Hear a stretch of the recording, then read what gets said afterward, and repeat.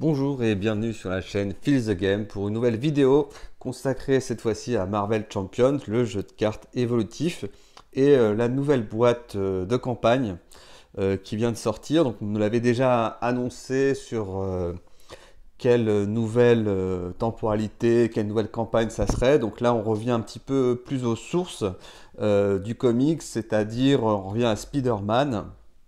Alors même si pour le coup c'est un Spider-Man de la version multivers, c'est-à-dire une version alternative avec Miles Morales.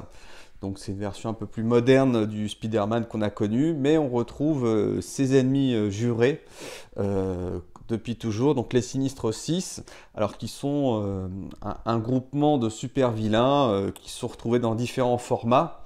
Des fois ils étaient 6, des fois ils étaient 7 ou moins, ça dépendait un petit peu des narrations et des campagnes de comics qu'il y avait. Donc sur ce format-là, on retrouve les ennemis jurés qui ont été rassemblés par le Docteur Octopus pour vaincre Spider-Man. Donc parmi ces 6 sinistres, donc on retrouve surtout l'Homme de Sable, qui est un méchant emblématique de la franchise de Spider-Man. On retrouve aussi Electro, Mysterio. Alors le chasseur Kraven, qui est aussi emblématique de Spider-Man, mais qui n'était pas vraiment un super vilain très très intéressant, à côté de l'Homme de Sable, qui allait un petit peu partout, qui s'infiltrait dans les maisons, qui pouvait s'échapper facilement. C'était vraiment de très belles aventures. Et donc, il y a eu cette sortie qui est annoncée. Donc, on le retrouvera encore à des prix qu'on connaît en France, à 36-40 euros. Donc, il a été annoncé pour le printemps 2022, donc de mars à juin. On verra s'ils respectent leur calendrier, en sachant que maintenant, c'est quand même assez bien rodé ce Marvel Champions, et avec des sorties assez continues. Et donc on découvre là dans la news les nouvelles cartes qui vont arriver, ainsi que les nouveaux héros. Donc au niveau des héros, on voit tout de suite qui on va avoir. Donc le fameux Miles Morales, qui avait été déjà annoncé, et Gwen Stacy, qui est l'ancienne petite amie, enfin une des petites amies de Spider-Man. Alors là, on est dans le multivers. Et donc dans le multivers, Miles Morales est latino, afro-latino ou quelque chose comme ça. Et Gwen Stacy, la petite amie de Spider-Man dans cette aventure-là, elle avait été, elle, piquée par l'araignée à la place de Peter Parker, et c'est elle qui avait reçu ses pouvoirs. Donc on est dans ce multivers-là qui existe, je crois, en dessin animé aussi, qu'on peut voir. Donc il y aura un nouveau kit, donc les deux héros. Et aussi, alors, j'ai pas bien compris s'il y aurait 5 aventures ou 4, mais voilà, peut-être qu'on en saura un peu plus, ou peut-être qu'ils ont quand même commencé à laisser des petits mystères. Ce qui est sympa, c'est qu'on commence tout de suite l'aventure face à l'Homme de Sable.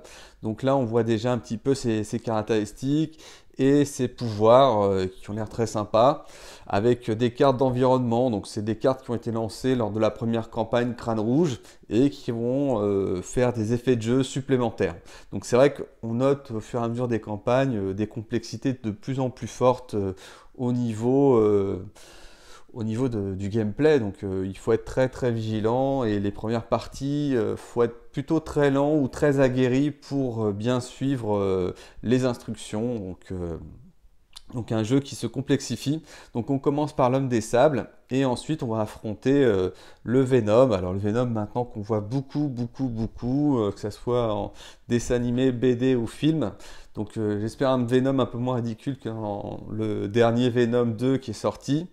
Mais on va retrouver là encore un personnage assez fort, résistant, avec les cloches, la tour avec les cloches qui pourront avoir des effets assez marrants pour faire des dégâts justement au Venom, qui bien évidemment ne supporte pas les bruits forts, et surtout le bruit des cloches. Donc ça fait toujours quelque chose d'assez marrant.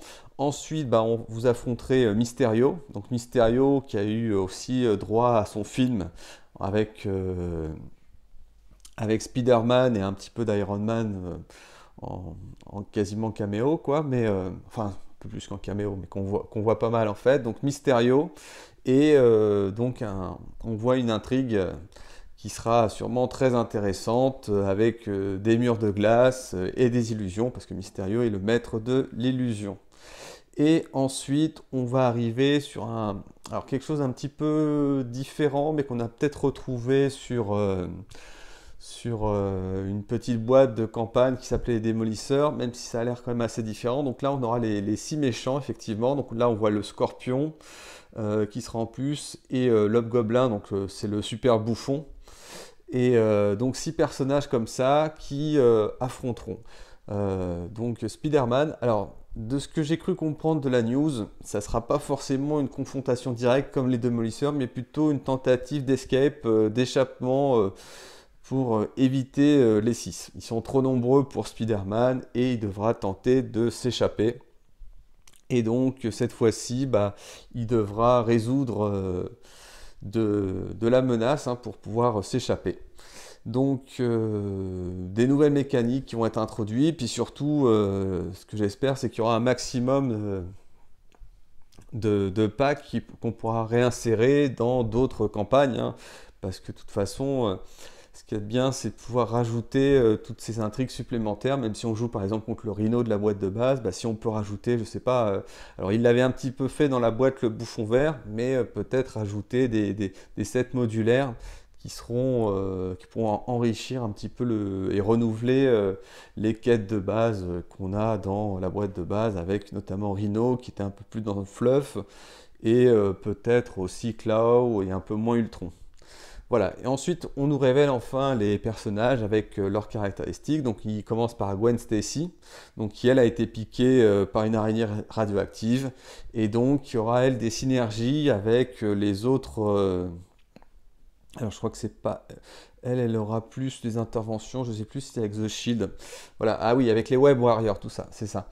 Donc elle aura des synergies en tant que Web Warrior avec d'autres cartes de Web Warrior. Voilà, et ensuite on aura aussi des nouveaux intervenants. Alors en protection, qui était un peu l'aspect un petit peu...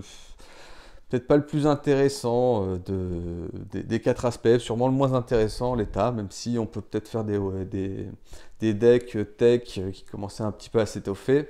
Donc là on a des Web Warriors, donc des nouveaux personnages qui vont permettre d'avoir des interactions avec Gwen Stacy, et donc qui auront des bonus intrinsèques quand vous les jouerez, et qui aideront aussi Gwen Stacy. Enfin, le fameux Miles Morales. Donc voilà, avec des synergies qui seront avec des pouvoirs qui ont l'air assez puissants, par exemple faire 2 points de dégâts et assommer l'ennemi, ou le rendre confus. Donc j'imagine qu'il y aura des cartes qui permettront d'utiliser ces spéciales, et ça a l'air assez prometteur. Alors on voit qu'il est en 2-2-2 avec une bonne récup, et aussi que il peut remettre des cartes dans son paquet quand il est sous forme d'alter ego, donc avec un 9 points de vie. Voilà, c'est un héros assez standard, donc sûrement un nouveau rythme de jeu, qui a l'air assez intéressant. Là ensuite on nous ramène des personnages du Shield. Alors il faut savoir que Miles Morales sera en version out of the box, directement sous forme de justice, et donc il y aura visiblement des personnages du Shield qui viendront aider Miles Morales. Donc on voit Monica Chang et l'agent 13.